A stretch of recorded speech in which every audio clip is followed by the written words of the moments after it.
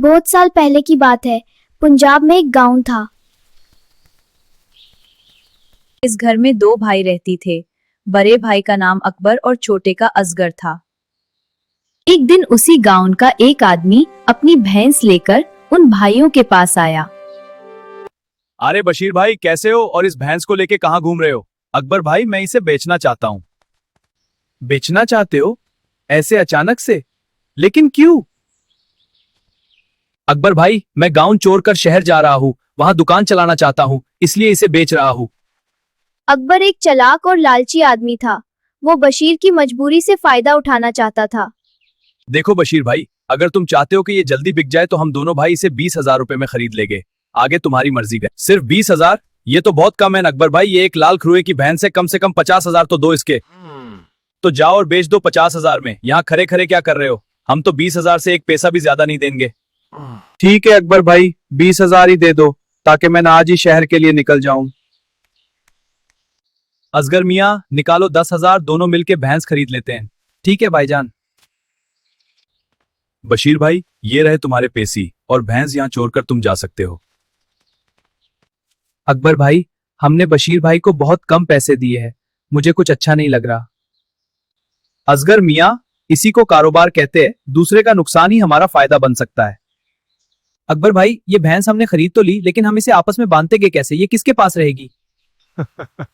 अकबर मक्कार आदमी था, लेकिन असगर भोला और मासूम इंसान था। देख भाई, दिन के वक्त इसे मैं अपने पास रखूंगा और रात को तुम रख लेना। ठीक है अकबर भाई, अगर आपने ये फैसला किया है तो ठीक ही होगा। अकबर दिन के वक्त ही भैंस का सारा दूध निकाल लेता था, और जब रात को असगर की बारी आती तो भैंस का दूध खत्म हो चुका होता। ये सिलसिला कई दिन तक चलता रहा। अकबर दिन के वक्त भैंस का सारा दूध निकाल लेता और असगर को रात के वक्त खाली बाल्टी के साथ ही वापस जाना पड़ता।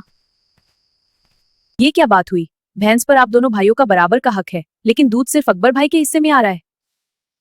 तुम ठीक कह रही हो, मैं कल ही अकबर भाई से बात करता हूँ। देखो असगर मियाँ, हम दोनों ने मिलकर ये फैसला किया था कि भैंस दिन को मेरे पास और रात को तुम्हारे पास रहेगी। लेकिन भाई, लेकिन वेकिन कुछ नहीं। अगर भैंस रात को दूध नहीं देती तो इसमें मैं क्या कर सकता हूँ? अकबर भाई, मैं तो ये कह रहा हूँ कि अगर आप दिन को ही सारा दूध निकाल लेंगे तो रात को भैंस दूध कैसे देगी?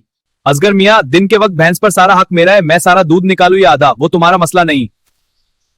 अकबर की बात सुनकर असगर बहुत दुखी हुआ और उठकर अपने घर चला गया। आपका भाई एक नंबर का बेईमान आदमी है। कोई अपने भाई के साथ ऐसा कैसे कर सकता है? तो क्या करूं? वो अपना खेल ठीक खेल रहा है, हमारी पास इसका कोई हल भी तो नहीं है। अगर अकबर भाई को खेल खेलना आता है तो इस खेल की एक चाल मुझे भी आती है। चाल? कैसी चाल? असगर की बीवी ने अपने शौहर को अपने भाई की चालाकी का जवाब देने का एक दिलचस्प तरीका बताया।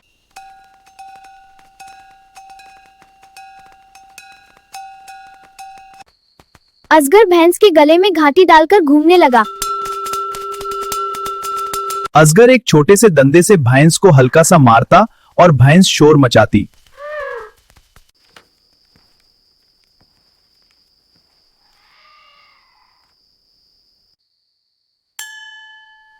घाटी के शोर से अकबर नींद से उठ बैठा।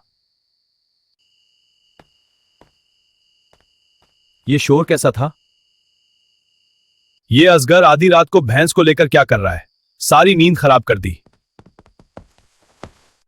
असगर, रात को भैंस के शोर की वजह से मैं सो नहीं सका। तुम उसे लेकर कहां घूम रहे थे? अरे भाई, इतना गुस्सा मत कर, वो तो थोड़ी हवा खाने गई थी। हवा खाने गई थी मतलब? ये रात को कौन सा वक्त होता है भैंस को लेकर घूमने का? अकबर भाई, रात को भैंस पर सारा हक मेरा है, मैं उसे कहीं भी ले जाऊं, आपको इससे मतलब नहीं होना चाहिए।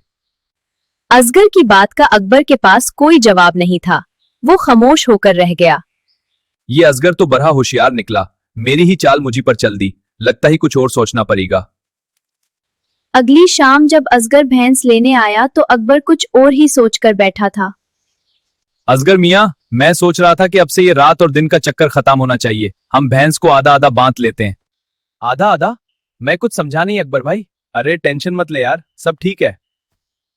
आधा आधा मतलब ये कि भैंस हर वक्त हम दोनों के पास रहेगी, बस भैंस का अगला हिस्सा तुम्हारा होगा और पिछला हिस्सा मेरा। अगला हिस्सा मेरा होगा और पिछला हिस्सा आपका। मेरी तो कुछ समझ में नहीं आ रहा। इतना मत सोचो असगर मियाँ, बस अब मेरे ख्याल से किसी को एतराज नहीं होना चाहिए।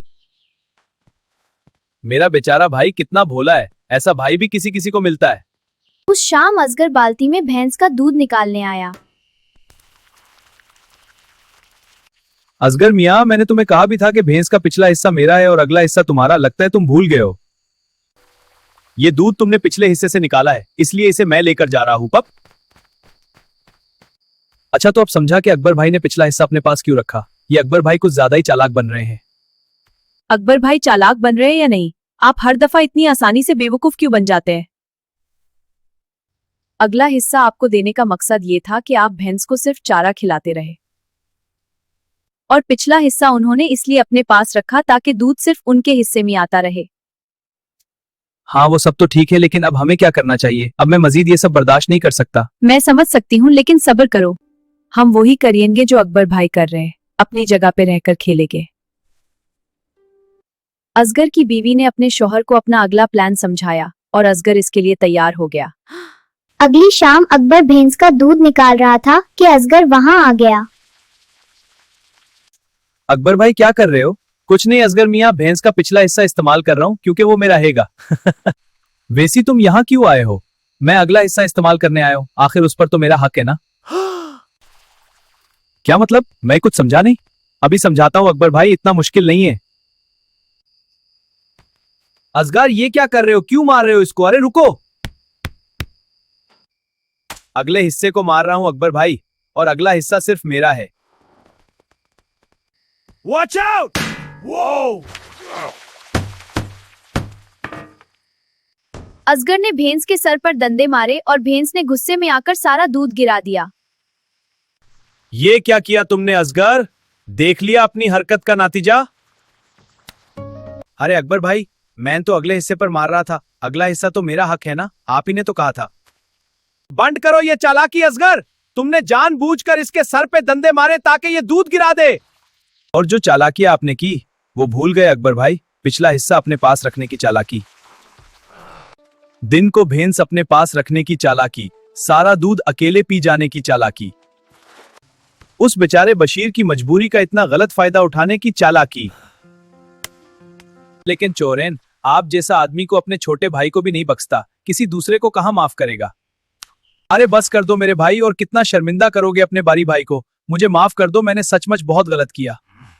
आज के बाद ये भैंस तुम रख लो, मैं वादा करता हूं आज के बाद ना तुम्हें और ना किसी और को कोई धोखा दूंगा, कोई गलत काम नहीं करूंगा। अकबर भाई, अगर आपको अपनी गलती का एहसास हो गया है तो आए गले मिले। चैनल को सब्सक्राइब करें।